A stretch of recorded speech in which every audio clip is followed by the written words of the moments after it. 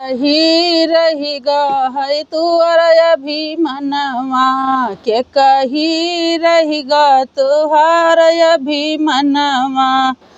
किह का तू राज दिहु के का बन बसवा किह का तू राज दिहु के बन बसवा किह का तू भेज दिहु नंगे बदनवा के कही रहिगा तुहार अभिमनवा के कही रहिगा तुहार अभिमनवा